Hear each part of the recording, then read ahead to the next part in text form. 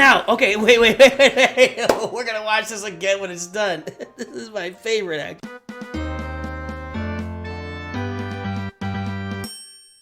Hello there, everybody. Do the liking and subscribing. And hey, I have been one of the most vocal critics about Mandalorian, Din Djarin, and Lego Star Wars Battles. I've been, honestly, it's kind of consumed me for a while, just being negative about Mando. So what I wanted to do is, and I talked to my members, by the way, and they said, yeah, you know what, your channel's built around positivity and a lot of positive energy and being that Star Wars dad for everybody. And it kind of gave me I need to be a little more introspective. Let's look at how we can keep calm and beat Mando. And look at this in my game. Here against Barry 05, beat Mando. Here against Barry 05, again, beat Mando. Here against 8 Ung, beat Mando. If I go forward a little bit here, up here at the top, Juanpa Martinez, beat Mando. So, you know, you can beat Mando, and I've been using Darth Vader here. A lot of the missions lately around Darth Vader and just my normal Kylo. So what we'll do is we'll watch all 4 of these battles and kind of how they unfold, talk about the overall, you know, it's not about just strategy in the moment, it's about overall strategy. You've really got to save up your stunning units. You got to save up your energy so you have enough to beat him when he pops on the board. Because it's tough to be aggressive with the dark side anymore in LEGO Star Wars Battles. You really have to kind of sit back, save your energy, wait for Mando to hit the board, and then just be ready to pounce on him all at once with stuns from every level. You know, you can have a stun from Darth Vader's special, you can have a stun from the seismic charge, you can have a stun from BB units, and you can have a stun with Klatooinian Raider, or Klaus as we call him. So let's look what's going on here. So I'm pushing with Darth. It's a level 11 Darth Vader, by the way.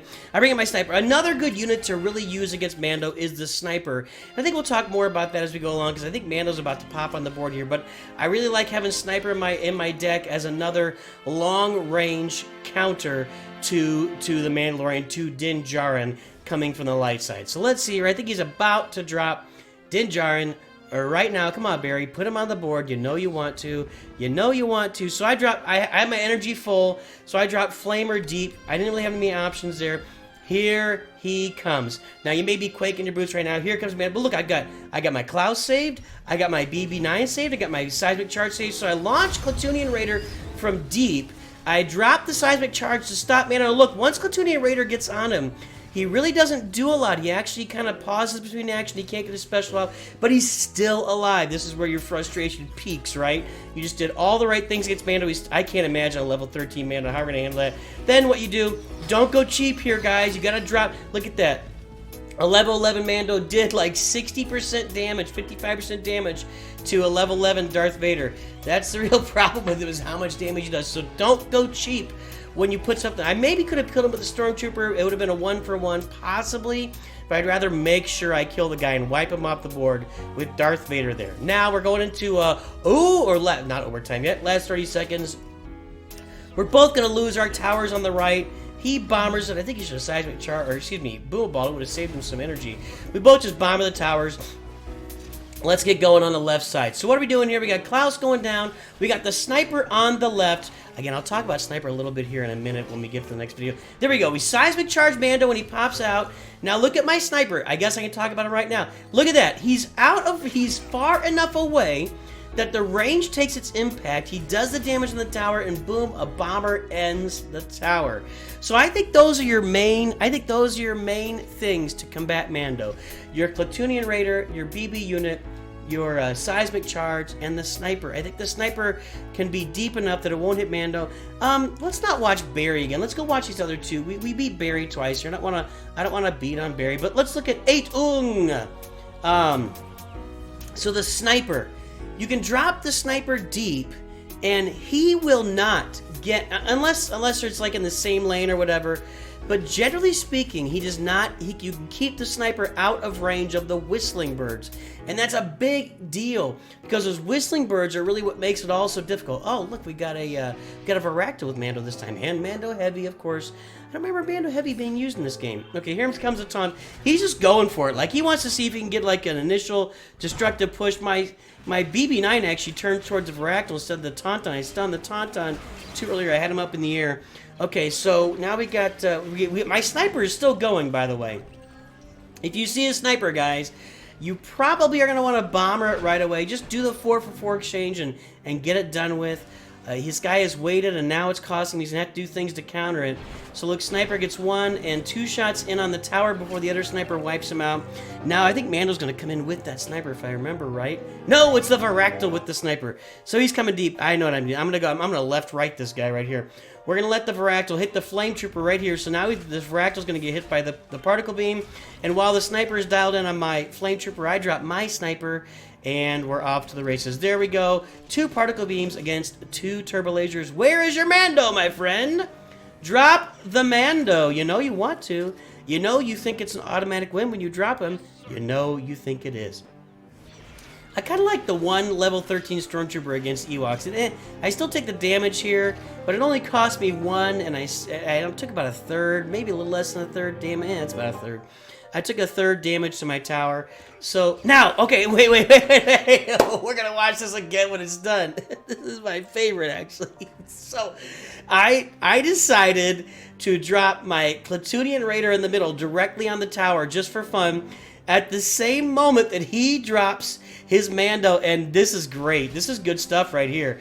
This is really good stuff. BB9's in there. Everybody's joining the party, and we're just going to wipe out the middle tower. Then he tries to boom ball the middle, and I think that was a fat finger on boom balls for him right there. And then he drops a wow. I got to say, that was a wow. I can't argue with that. That was a serious wow. I'll probably throw that into a short as well. Anyway, here we are. We're going to bomber his Sniper. We're going to take out the left tower. So that's one way to beat Mando. Just drop your Platooinian Raider in the middle at the same moment that your opponent drops Mando in the middle, and you should be able to handle it with ease. No problemo. All right, I think that's gonna wrap it up. We're not gonna get any more Mando, are we? Is he gonna be able to put him in? He's not gonna be able to get him in there. You get the idea there. That was kind of a lucky, fun happenstance that for this game. That was a lot of fun. I can't say that that's something you should rely on, but yeah, if you can time the Platooinian Raider and maybe Vader or Kylo in the middle, or anybody really in the middle, at the same time they drop Mando, or if they drop Mando in close there, maybe you do drop Platooinian right there in the middle and attack him that way. Just attack him head on. Because once Platooinian gets engaged with Mando has a hard time getting off his Whistling Birds. He has a hard time getting off his specials. You don't really want to line him up with your towers, because then your towers are taking damage at the same time. Okay. By the way, I know that we all believe a Mando nerf is coming. I don't think it's, I still think most of his mechanics, his basic mechanics are going to be the same, right? He's still going to have long range. He's still going to shoot through stuff. He's still going to have Whistling Bird. So I don't think it's, okay, here we gotta right away. This guy is dropping Mando to start the game. In this situation, guys, I like an Oppo tower. I don't like to have a tower on the same side as Mando, because a tower on the same side as Mando allows him to maximize what he does best, and that's long range. He would stop right there and just start shooting my tower, then I gotta go get him. So I built an Oppo tower. He comes all the way forward. Now I can start dealing with this stuff. And again, Kylo's the first guy on the board, because I want to avoid those Whistling Birds. Look at what happened. My Platooinian barely survived that, but he did survive. Now we're gonna hit with the Boomo Balls. So when you get a deep Mando, I suggest building the Oppo tower. It's kind of my strategy for most of those light side champions, is the Oppo tower. I keep saying Oppo tower. Is that annoying? Build the opposite side tower. It works for Yoda. It works for Darth Vader. Generally, it's just a better way to attack a lot of these stunning champions. These champions that have indirect abilities available to them. So anyway, that's how I like to deal with him when he's just dropped deep. Build the opposite side tower. Okay, we got a Nest against a Klaus. That's an even matchup right there. It's kind of like a dirty even. It's just ugly. But with the turbo laser in there, he's going to help him take care of Klaus right there. He drops the Boomo Balls. He thinks this is his opportunity with Nest, but my level 13 Stormtrooper comes in and Nest is wiped out. Again, once Nest gets to level 13, I think it's going to be a different result there. I would have still killed him, but probably my Stormtrooper would be dead at this point too. Going forward, guys, you can't build a middle tower. If they've got Mando in their lineup, do not build a middle tower. That means at the beginning of the game, you can't afford to build a middle tower at the beginning, because you don't know what's coming your way. The dark side and building middle towers is pretty much gone from this game until and unless you know that they are not using Din Djarin the Mandalorian. Okay, here we're coming in deep. We activated Kylo's special. I did not get my seismic charge was slow. Notice that's a level 13 Kylo that was almost killed. That was almost killed by the Whistling Birds and Mando just shooting at him. So, I can't imagine what's going to happen when you have a level 13 Mandos out there. It's just going to be craziness all over the place. But there you go again, guys. You know, your level 13 champs right now can handle that guy.